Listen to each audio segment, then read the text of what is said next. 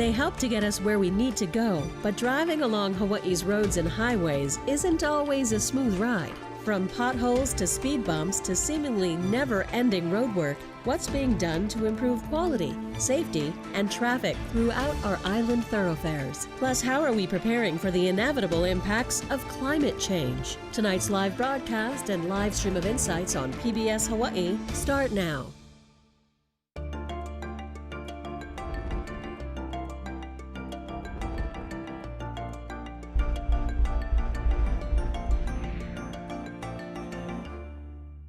Aloha and welcome to Insights on PBS Hawaii. I'm Yunji de Nies. Hawaii's roads need an upgrade. Whether you drive, bike, ride the bus, or even walk, chances are you have experienced this firsthand.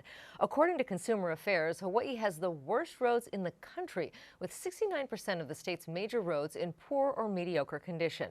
Now that makes not for just a bumpy ride, but an expensive one too. That same report found that drivers are spending an average of $818 per person every year, totaling $772 million between all of us on extra fuel, wear and tear, and added repairs.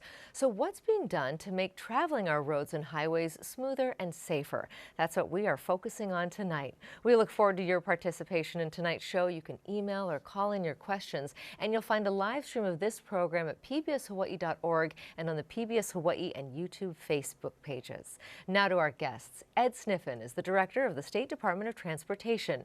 Previously, he was Deputy Director of DOT's Highways Division and has a background in engineering. Jordan Molina is Director of Maui County's Department of Public Works and is joining us via Zoom tonight. Prior to joining the department, he was a civil engineer in Maui County's Department of Water Supply and a project engineer with TJ Gomes Trucking Company. And Michael Chong is the president of the Automotive Body and Painting Association of Hawaii, as well as the president of Unibody Autotech Collision Repair Center. We do want to add that we did reach out to the city and county of Honolulu to participate tonight. However, a representative was not available. So Michael, I want to start with you because those numbers are pretty shocking. If I think about over $800 that drivers are spending on average, where do you see those in your business?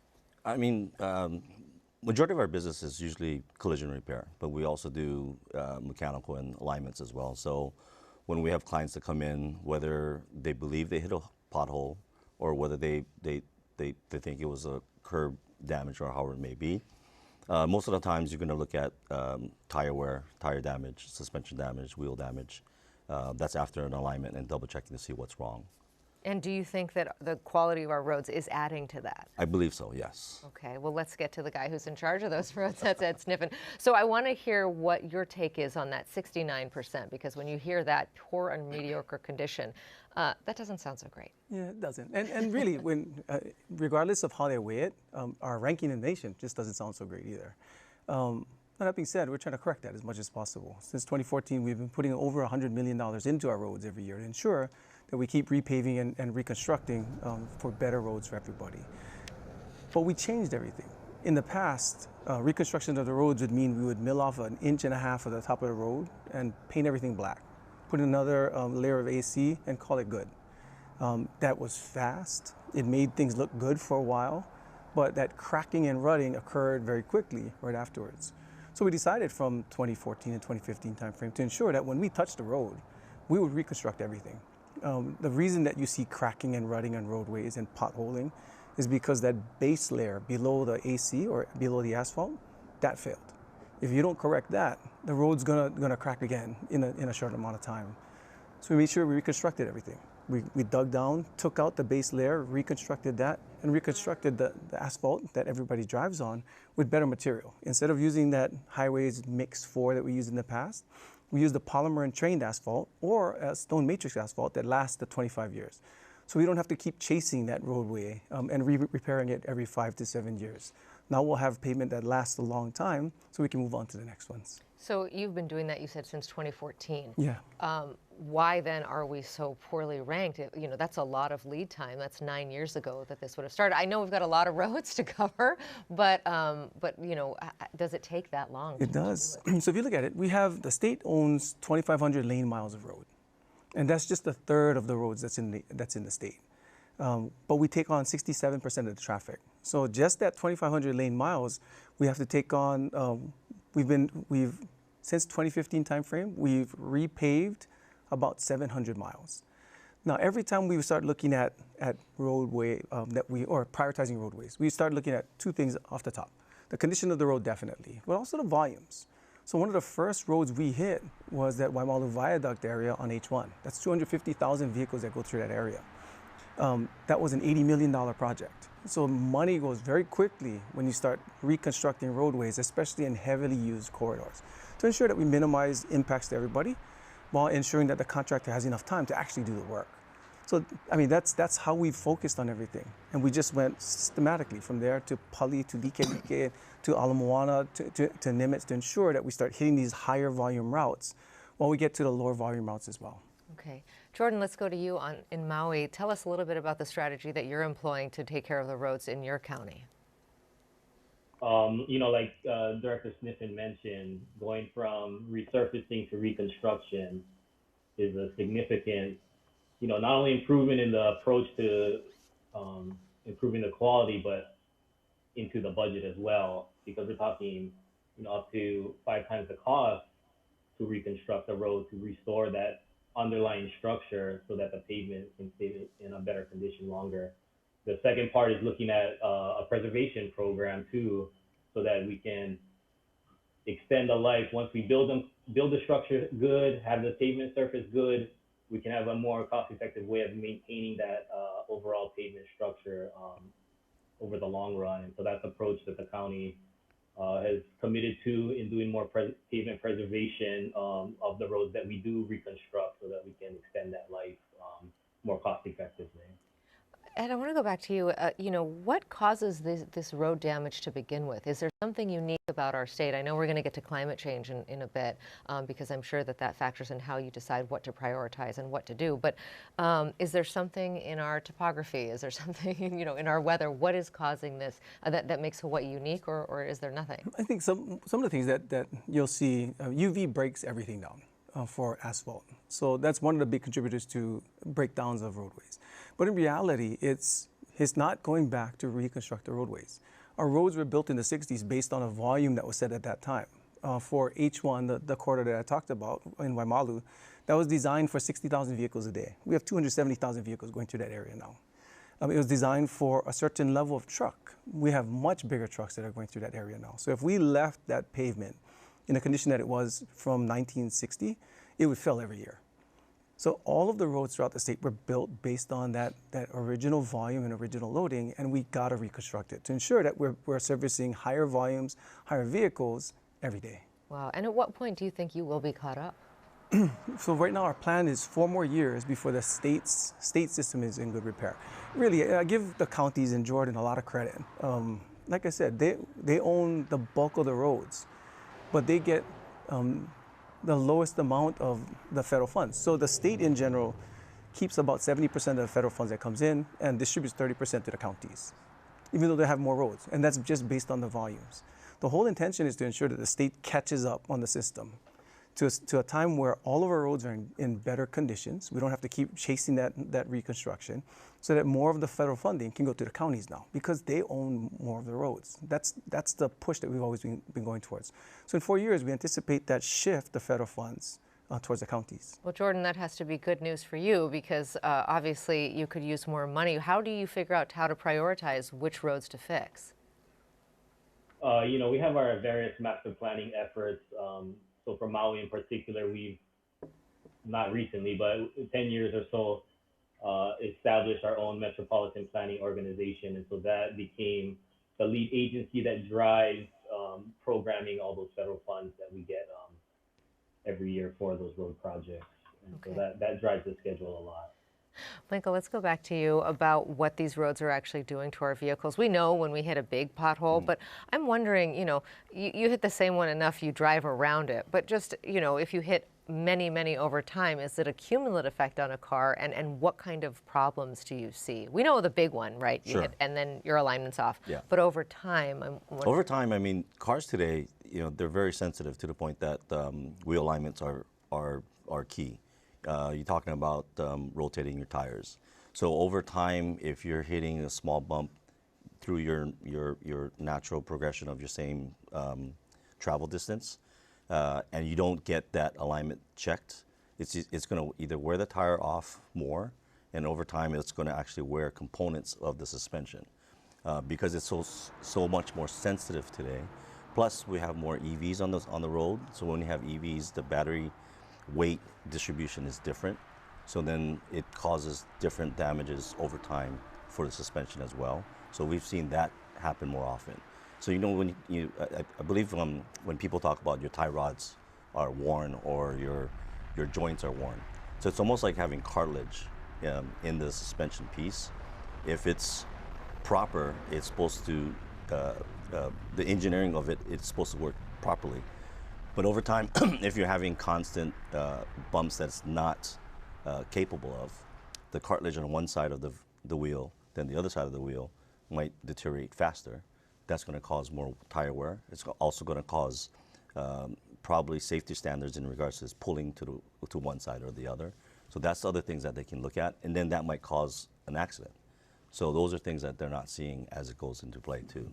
Well, I'm interested in what you said about EVs because I'd never heard that before. What makes those vehicles different? And if a driver, so many folks are now switching over to those kinds of cars, what should they look out for? What do they need to know that they didn't know in a regular car? I mean, EVs, it's almost like when you're asking what are they looking out for, you can't really say, hey, you know what, avoid this street because there's more bumps or it's more of a curve or anything like that. I guess I brought up the whole EV standard because of the fact that the cars are engineered differently, where the center of gravity is heavier on the center of the vehicle. Your gas or your fuel combustion vehicles, when you're looking at like a front-wheel drive type of vehicle, the engine and suspension, everything's up front, and then everything in the back is trailing. So then, when you're looking at potholes, because of the fact that it's designed to have built where the engine, the subframe, the suspension is all one piece, it's a little bit more durable. But then when you're looking at an EV, whether it's a single motor, dual motor, and then you have a battery in the center, now the weight distribution is different, so it affects the suspension different when it hits potholes or if it gets into more, I don't want to say bad roads, but bumpy roads per se, yeah. So those are things that we've been seeing as we progress and do more repairs on EV vehicles. That's so interesting. Michael's being very diplomatic, but I do want to go back to that. I know, well, that's why we invited him on tonight. But I do want to go back to that 69%, that poor or mediocre condition. How do you read that? What does that actually mean? So when we report our roads to federal highways, and we have to report it every year. We have to report it based on our asset management. And federal highways requires us to report it based on rideability, the bumpiness throughout a mile stretch of the roadway, cracking, and rutting. And it's based on all three of those criteria. If we ranked everything based on rideability or that bumpiness throughout, then all of the roads would be rough. All of our roads would require more repair more often to get to that smoothness coefficient to ensure that we are good in all smoothness. In general, it costs a lot of money to build a smooth road and keep it smooth.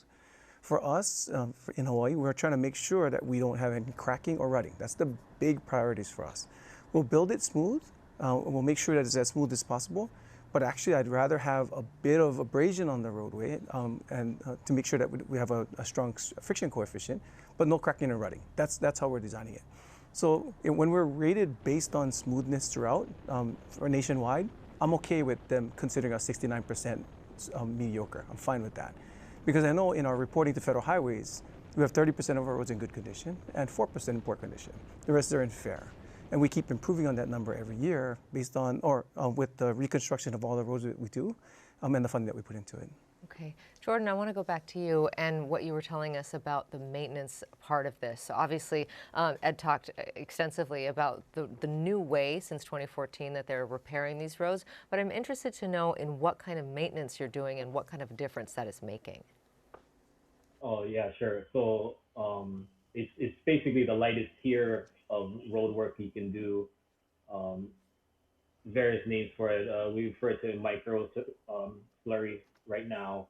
And what it does is it applies a wear surface to renew that pavement surface, restore that smoothness, but also to ensure that keeps out the water, because the water, as the road cracks and opens up and allows the moisture to get in there, that's where you start allowing your structure to become compromised. And so by applying that wear surface on a 5 to 10 year schedule, you can really keep that road and that structure in good condition. And that maintenance cost is like a tenth of doing the resurfacing. And so, it's very cost effective that once you can get your road into a good condition, and if we can stay on top of that maintenance, that just, improves our capability to ensure we can maintain that quality. Right, the same as giving the road an oil change, right? Exactly. So what Jordan said is really important, mainly because historically, the state's preventative maintenance plan was just to reconstruct the surface. So every year that repaving would be its preventative maintenance, which doesn't work after a while because we're allowing water to get into the system. As Jordan was saying, it's a fight to keep water out of that structural base. If we can keep that surface in good condition, that pavement stays in good condition longer.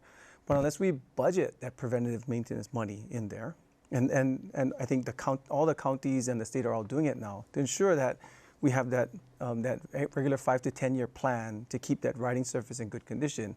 Unless you do that, you're going to keep fighting the same battle over and over. Yeah, and on the subject of maintenance, let's go to you now. I mean, we got to ride the roads that we have, right? And until Ed catches up, I think he said it was going to be 5 years. In the meantime, we still got to drive. So what should a driver do so that they don't have to come see you as often? Avoid potholes.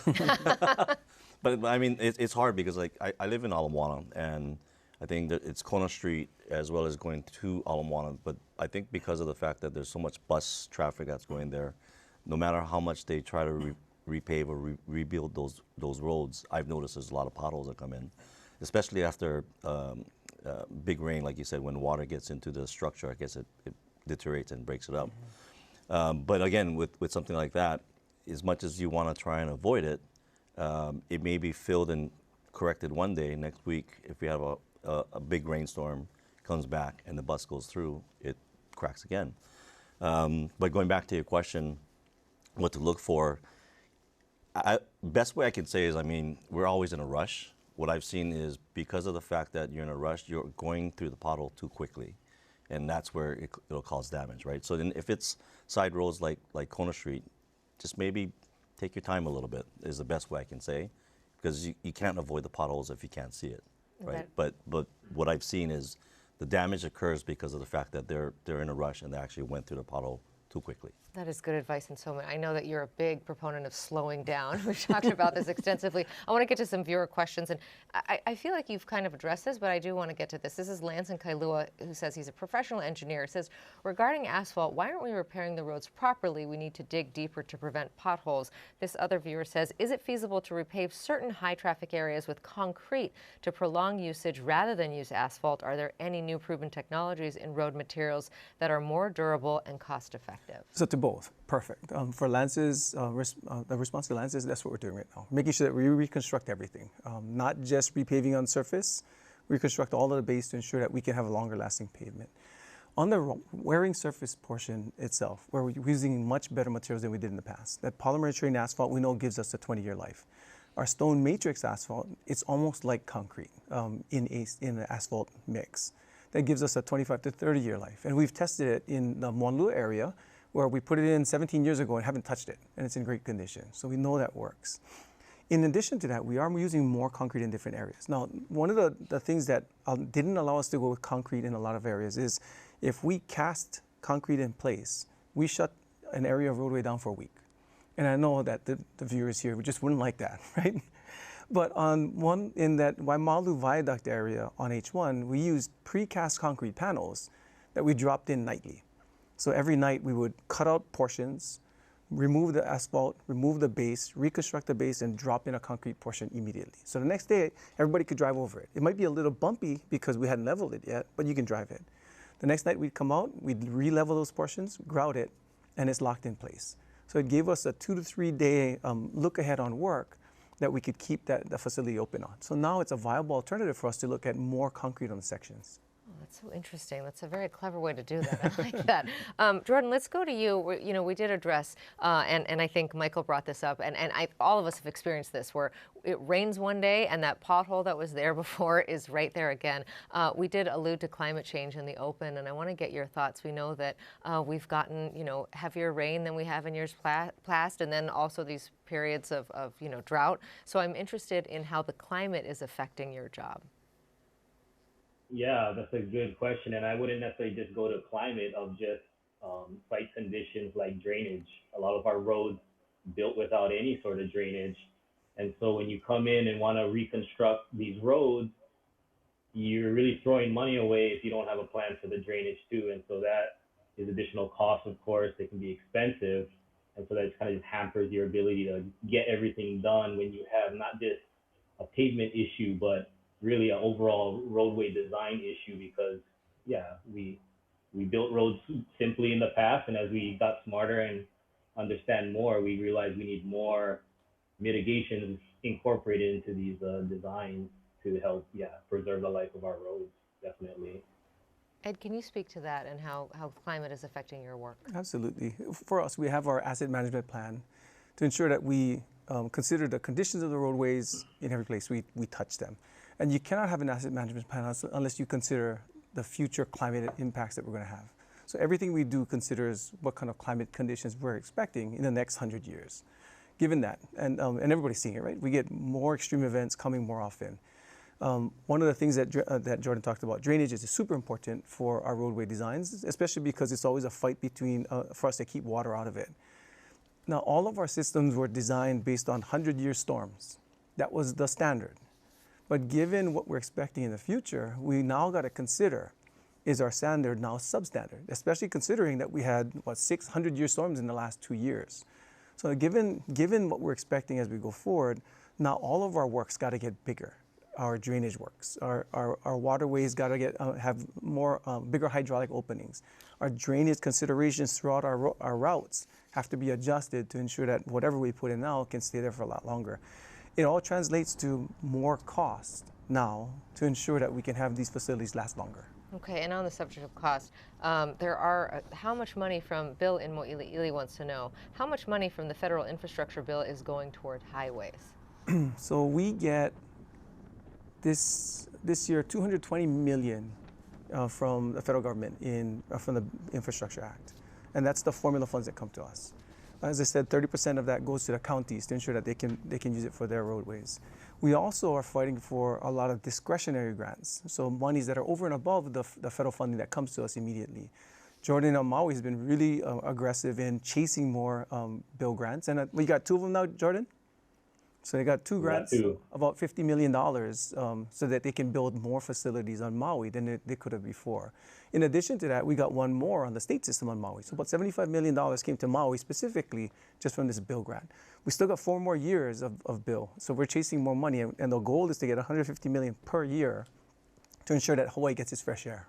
You know, Jordan, $50 million, it sounds like an awful lot of money. And when Ed's laying out all those numbers, they're just flying through my head. It's funny money to me. I don't know what is up or down, right? I know that I'm stuck on that 818 that it's costing all the drivers. But I'm interested, that $50 million, what can that actually pay for? For the 2 we had awarded, these are new roads. And that's sort of one of them in particular, North-South Collector Road in Kihei.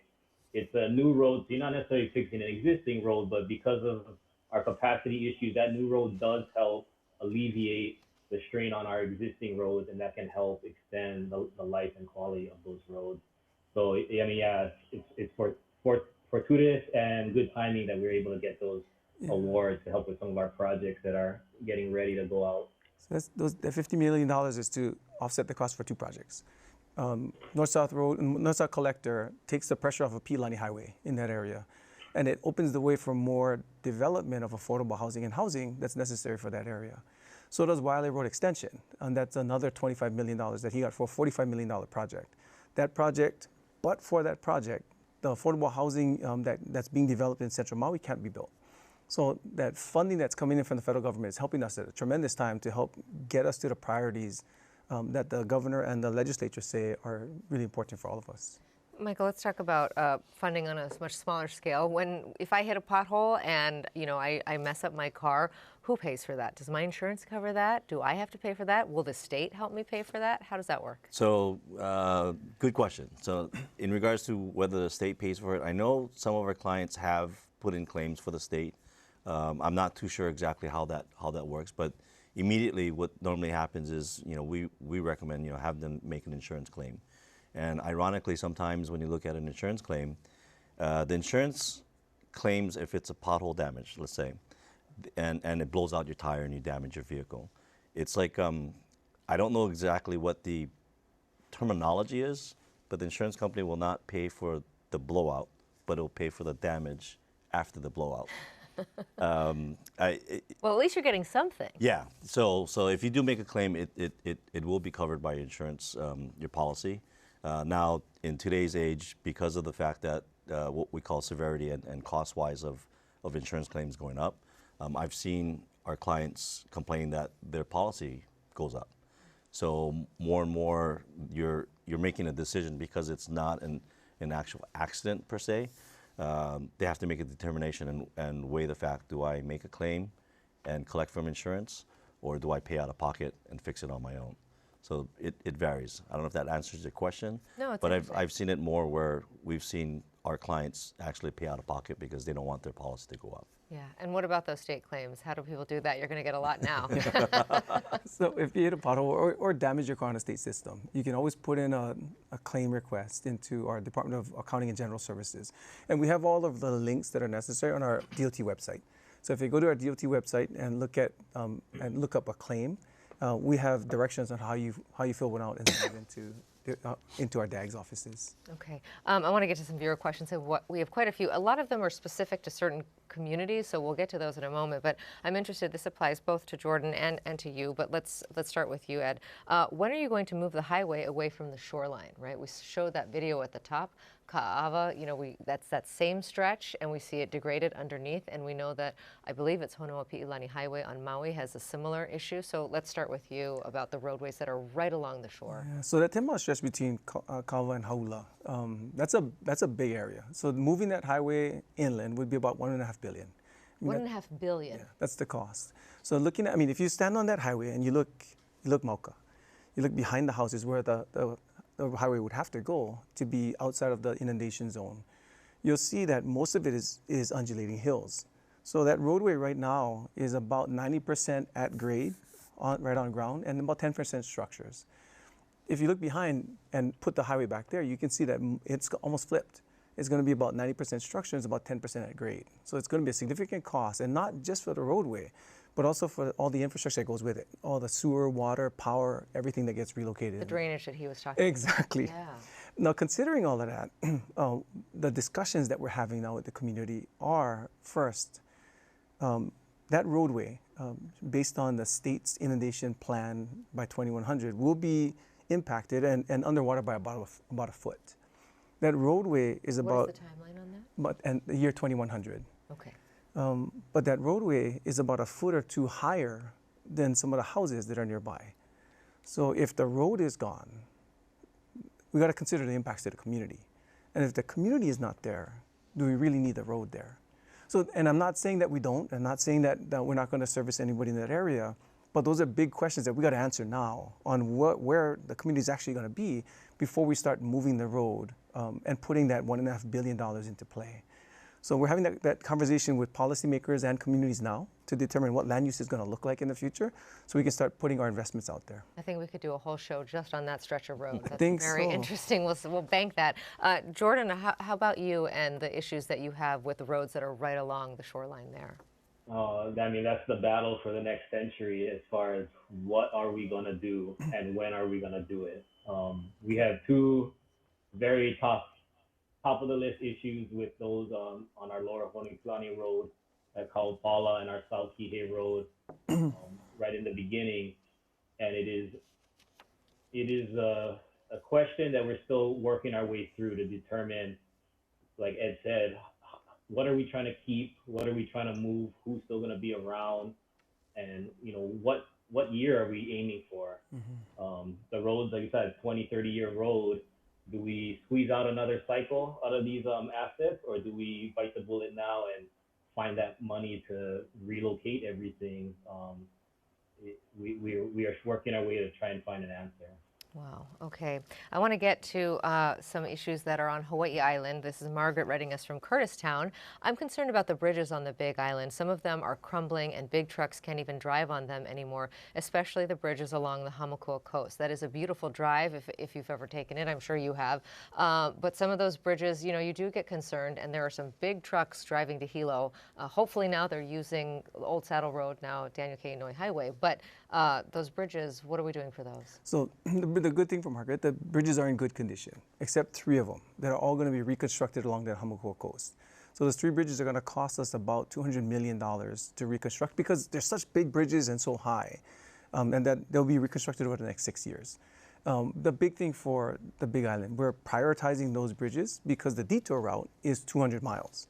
Right? And we know that's not going to be acceptable to anybody.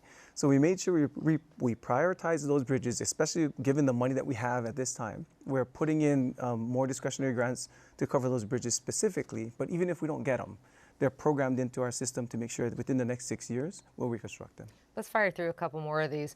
This one is interesting. Instead of white arrows, why not yellow paint? It would be more noticeable. That's an Oahu driver.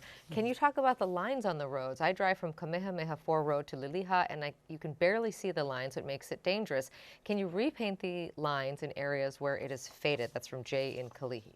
So to the first question, the colors of the lines are all set based on standards, and we cannot go away from the standards. Yellow means opposite direction. That's why you see our yellow lines in the middle of highways when you have 2 vehicles going in opposite directions. White means your side. So you'll see white painted lines in between lanes going in the same direction, and same thing with the arrows. So that's why all the color demarcations are kind of set in standard, and we try to follow those national standards.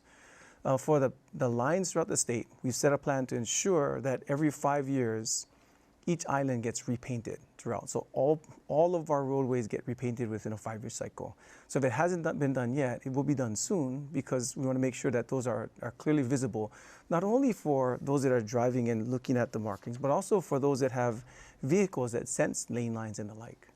I want to bring in one more, and then we're going to get to, where did it go? There's so many, and I love that you guys are all writing these in, so keep them coming. This is one more for you, and then, of course, we're going to widen out the discussion. But whose idea is it? I want to get to this one because it addresses pedestrians, and we haven't talked about pedestrians just yet. Whose idea is it to do away with the crosswalks? I've seen a lot of them removed. What about crosswalk safety? I know you've actually added those raised crosswalks and are doing a lot to try to address pedestrian safety. But what about, what do you respond to that caller? I wish I knew exactly where they're talking about, because on the state system, we're actually adding more. We want to make sure that there's more pedestrian mobility in areas that drivers can expect pedestrians to be. So taking out crosswalks from our system doesn't make sense because it doesn't allow people to be, drivers to expect pedestrians in different areas. But in some cases, when we start looking at intersections, you may not see 4 crossings at an intersection if we expect heavy volumes of turning in one area. So you may see only three crossings in an intersection. I don't know if that's what the question is about. Okay, and Jordan, let's go to you. I mean, tell us a little bit about what you're doing when it comes to crosswalks and to making sure that pedestrians are having a safe experience when they're walking on the roads. Sure, and that speaks to when people say we have poor roads. I mean, in totality, I mean, we can talk about pavements, but if you talk about the pedestrian component, you know, that's an area of growth that we've been trying to incorporate on top of trying to stay on top of pavement too. And so that becomes more prevalent in our projects, and they're not so easy to implement also, but you know, that is a priority, not only down from the feds, but locally as well, to try and make the roadways more accommodating to all users. Michael, I want to bring you back in on this and talk a little bit more about, you know, we know when we hit that big pothole, but over time, you know, Ed's saying that he's comfortable with those rough roads, if you will. You know, maybe a little bit of friction is okay, but what does that do to our cars? When you say, just to clarify, when you say friction on the roads? Yeah, so you're talking about roads that are a little bumpier than what is acceptable for these surveys. So how bumpy are we talking? Well, this table is what the survey is looking for. That's not what I'm looking for. when we start building roads, and you see it on our viaducts and the like, there's grooves throughout the pavement to ensure that there's some kind of roughness there, to ensure that there's friction that gets built up and water can get directed off of the roadway. That's what I look for on the roads. And that kind of a road then would fail this kind of a survey? It would be kicked from good into fair. Okay, yeah. That's interesting. And does that do anything to damage our cars? That actually would probably be safer for the cars because, like Ed was saying, it's pushing away the fluids in the water and the rain and so forth. And being that most of the cars today, we call it like high profile tires, where the tires they don't have the threads like they did before, so they're a little bit more slippery. So then if the roads are too smooth, it can actually hydroplane the vehicle or cause more damage because of accidents. So having it a little rough on that sense, it's a safer pavement for the cars to be driven. So it's not going to be really affecting for damage. It may put more wear on the tire, but at least it's all four tires at the same time. And why have the tires changed in consistency? I think it comes down to the fact that more of the vehicles, they're looking at having it more of a performance type vehicle. So unless it's an SUV or a truck base, a lot of the vehicles today are either getting smaller or wider. And with that said, even the tire size and how they're making the threads a lot lower. So it's what we call maybe the best way I can say it's just a sportier vehicle, right? So the side view of the tire, you see, it's going to be shorter. So if it's shorter, then the threads are less. So it's supposedly saying that you want a better grip on our roads, but unless you have a complete dry surface, having grooves in the road itself is a lot safer. And I want to stay with you for a second. I'm curious, is there a type of vehicle that you see getting more damaged on our roadways than others? Usually it'll be a sportier vehicle, how would you say, your everyday sport compact vehicles would be the ones that have more damage for potholes or suspension work type damages. So anything low to the ground? Yeah. Okay, get a lifted truck then. Jackie in Palolo says, Ed, I am a constant emailer to the State Highways Division complaint line. There are some roads I've reported on for 5 years. They never get fixed. Is there a lack of following through on the work, or are the crews saying the roads are fixed and they are not? And I also wonder how much, the labor shortage is playing into what you're able to do, because we know that, across the board, the city and county of Honolulu, for instance, it's around 40% vacancy in certain departments. And then you talk to private businesses and they also say they can't get enough wait staff, they can't get enough cooking staff, if they're for the restaurant business. Is that affecting you as well? And what do you say to Jackie? Yeah, so for Jackie, I got to check on this. I got to make sure that I check on which roads she's looking at and the time frame. So on our website, we try to provide all the time frames that we're looking at for all the roads to be repaired. As we talked about, we got to prioritize based on the funding that we have and based on the work that can be done with the industry that we have. So we prioritize based on condition and volumes in all areas. And hopefully we're getting to Jackie's roads very soon. But that being said, for DOT itself, we're at about 22-23% vacancy across the board throughout our system. And so are our contractors. So when we start looking at the types of work that we can do, we got to base it on what the industry can actually uphold. I will give our DOT family a lot of credit. They do a lot more now than we did in 2014 with a lot less people, because we're trying to do it differently. And so do our contractors. So we're trying to accelerate things as much as possible to get to everybody's roads to fix them faster. So I'll check on Jackie's. Okay, Jackie, expect an email from the director very soon. We're going to follow through on that. Jordan, what about you? Have you been affected by the labor shortage that we've been hearing so much about? Unemployment now hitting 3% in the state of Hawaii. Good news for job seekers, but do you have enough folks to actually do the work that you got that $50 million, for instance, for? No. We're about 20+% also in vacancies, and a critical one for us and for Ed folks is the engineers. These are the guys we need to take that money, make the magic, and pump out a new project for you folks. And it is dire right now. And it's funny because we have this influx of federal money and we have the least amount of people we've ever had, it feels like. So it is a huge challenge for us. That's so interesting. And what about you, Michael? I know you're the other side of the coin here, right? So the folks who are coming to you for repairs, are you experiencing the same issue? And how long do folks have to wait? It's a dire issue for us as well. I think it comes down to any skill set labor job today. It's hard to get, and I think Ed and I were talking earlier before where, how do we think outside of the box and get more people into the industry? For us, personally, for Unibody, our organization, just to get cars fixed, people are waiting 3 to 4 months, only because of the fact that the specialty type repairs that we have one single person that can do certain type of jobs. And with that said, we try to consult our clients to say, hey, we love the fact that you're choosing us, but if you can find another, competitor to do it quicker, we would recommend that, but then they're still waiting for us. Who can wait 3 to 4 months to get their vehicle fixed? I mean, that's a lot of Ubers. I don't know who can afford that. Yeah, well, I mean, it just comes down to, we try to prioritize to the point that, yes, if it's something that, the vehicle is immobile and we can kind of fit it in and go it in, but if it's something where it's still okay to drive for a short period and then schedule them later, that's the waiting period that they're doing. So they're still driving it, but we're just educating them that, try not to drive at high speeds. So if it's like going to the grocery store, coming back, utilizing that.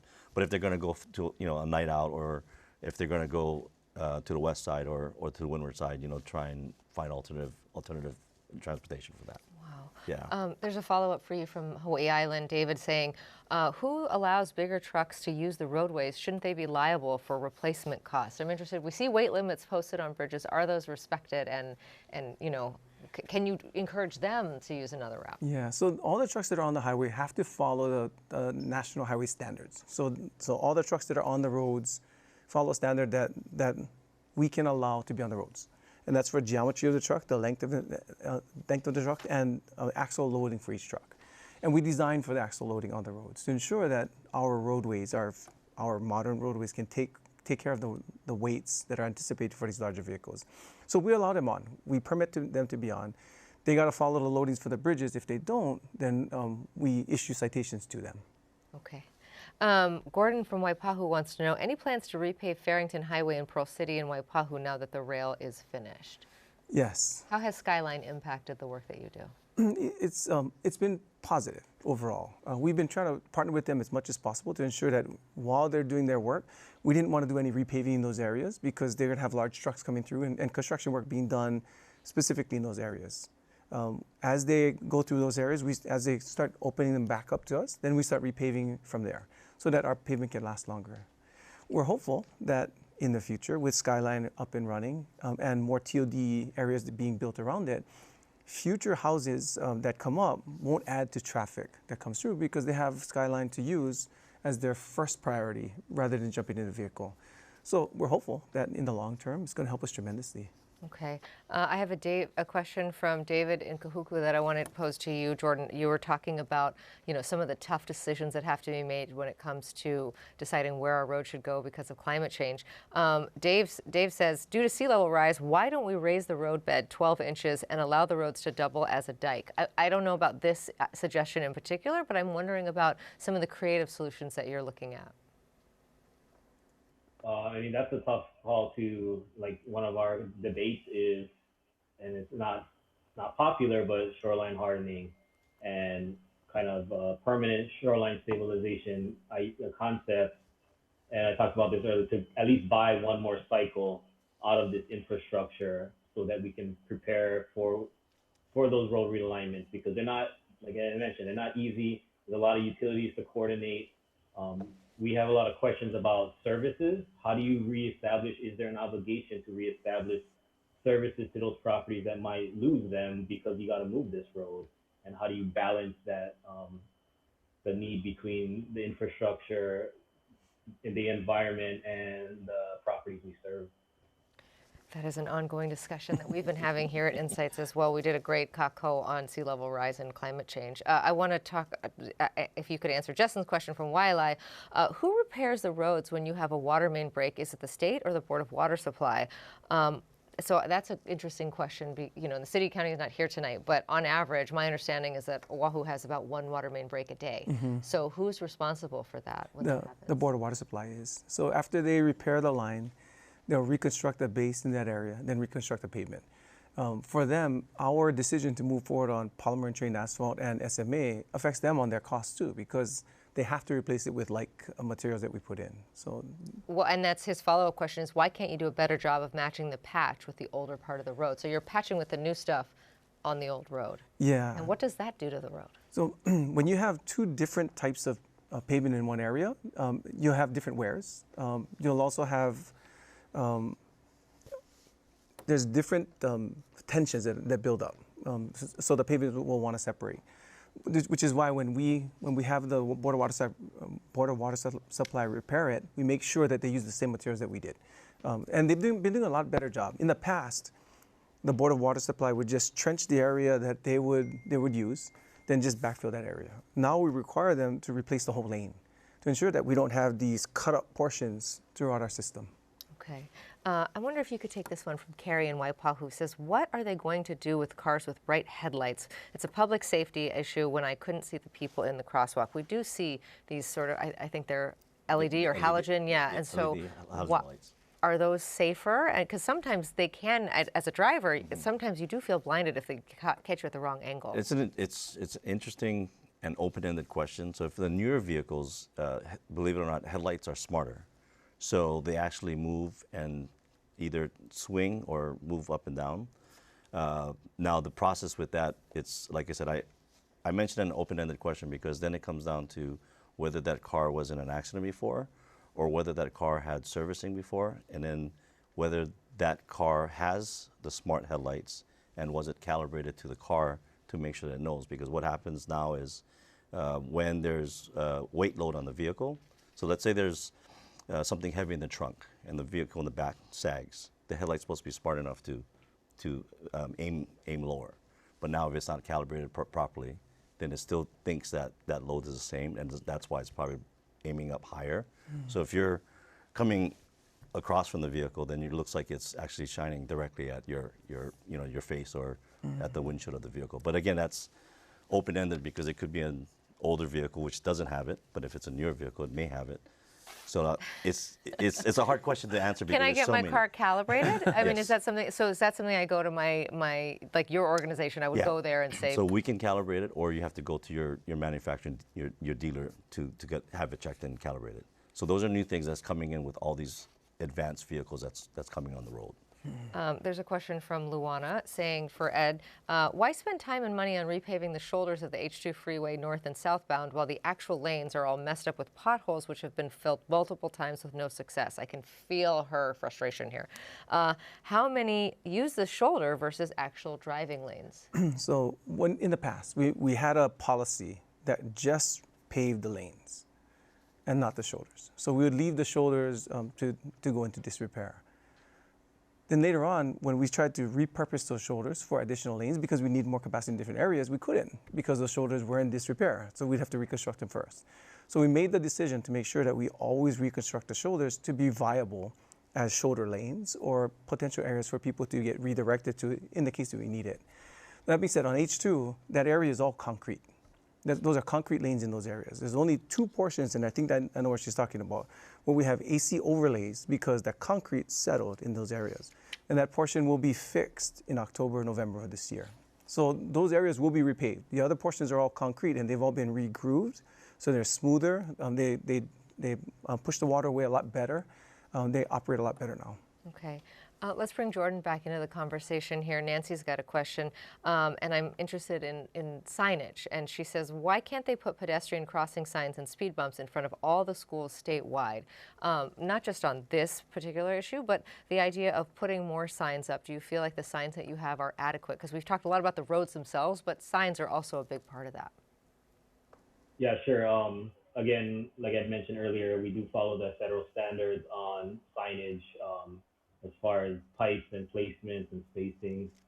We have improved our crosswalk, I guess, detail, which involves the striping, the signage, the color of the sign, the size of the sign, And so we are pushing to implement those safety provisions where needed. And they also go to the discussion about the lane striping.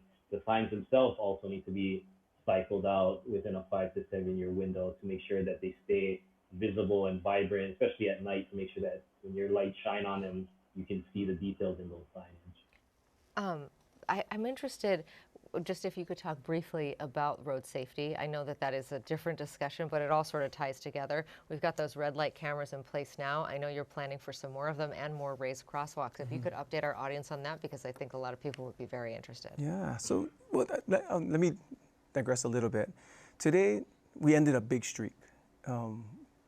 Our last fatality in the state on any state or county road was June 18th. We had a streak of 37 days of no fatalities, and today we broke it. There was a fatality on one of our roadways. Super sad for so many reasons. The great thing is last year at this time there were 70 fatalities. This year there's 47. So there's a large reduction.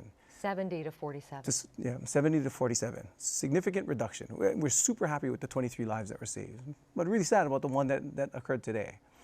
But we're convinced that it's because of the focus on speed management throughout the system. Safety, I mean, there's a lot of reasons why crashes occur, but the fatality is always because of speed. So one of the big things that we at the state and the counties are all focused on ensuring that we manage speed in the corridors to the extent possible, and especially on those corridors where we have bicyclists, pedestrians, and transit riders in conflict with vehicles, which is why we started focusing on those raised pedestrian crosswalks throughout the state. Right now we have about 130 on the system. We have another 35 that's going to be going in. That's just on the state system. Working with the city and county of Honolulu to add another 12 on their jurisdictions. We have contracts and mechanisms that are already in place that allow us to move forward very quickly. So my hope is that we can start putting these in different areas as reminders to everyone to just drive the speed limit. I'm not designing them to make sure that you go 5 miles an hour. That's not the case. I want to make sure that you can go to speed limit and go very comfortably over them, but go to speed limit. And that hopefully drives home the fact that you can go at those speed limit and still get to where you want to go in a good amount of time while keeping everybody around you safe. That's the big priority for all of us. Okay. Jordan, let's go to you and talk about pedestrian and road safety where you are. Have you implemented some of the similar measures that Ed is talking about, and have they made a difference in your county? Yeah, so we have an annual program where residents can request speed humps in their area where they know speeding is prevalent. But to tie it back into the poor condition of the road idea, it's almost comical that our bumpy roads actually help mitigate speeding, because as soon as we come through and pave, the first thing we get called on is everybody's speeding now because the road is too smooth. And so what happens is we have to chase right behind with speed bumps now. And so it's this kind of vicious cycle, but yeah, safety is a priority, and we've taken it upon ourselves a lot of instances to just, instead of just doing one or two, we end up speed bumping the whole corridor where it makes sense, because we can see that the speeding is occurring. That is so interesting. We have about 3 minutes left, so I want to make sure that we hear from each of you tonight with a final thought on this topic. Michael, I'll start with you. I guess the advice to drivers is really to slow down. I would say so. I mean, that's basically what it comes down to. Because I mean, if you go the speed limit and there's a pothole, you'll feel it and you won't damage your vehicle. But a lot of times I feel like I'm guilty for it. We're always in a rush, and at times where you saw a pothole, it got filled, and the next week it rains, and then the pothole is back, but it's let's say it's filled with water and you don't see it, and you run through it and you can damage your vehicle. So again, that does come down to most of the damages is because of speed. Okay, Jordan, let's get a final thought from you tonight. We got a lot of questions we didn't get to. There's a lot of frustration in these comments tonight. Your response to viewers about this topic tonight.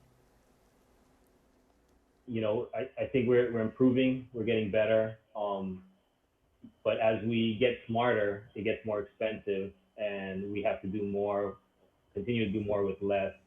But I'm hopeful. I think we have good leadership, at the state level, at our counties, and within our organization. So I think the future looks smoother.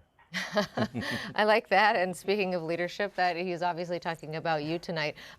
For the people who are frustrated and who want those 5 years to happen now, I mean, what do you say to folks about the condition of our roads? We'll absolutely get there. So we definitely care about the condition of the road.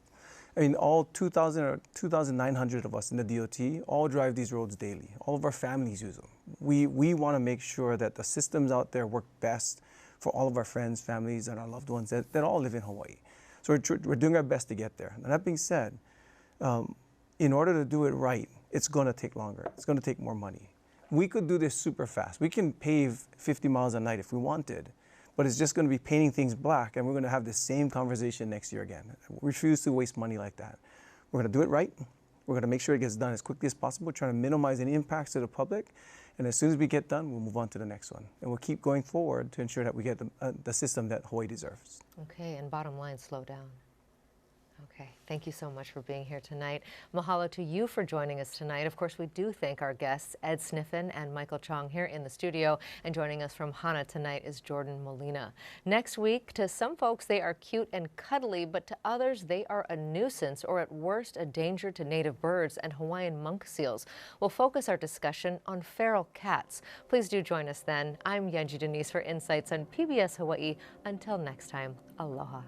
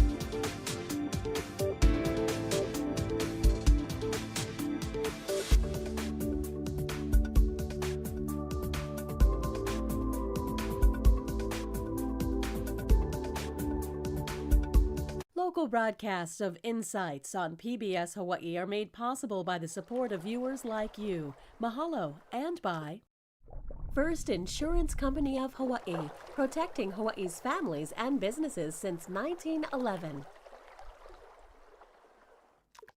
Ulupono Initiative, building a more sustainable Hawaii by investing in local food, renewable energy, clean transportation, and waste and freshwater management.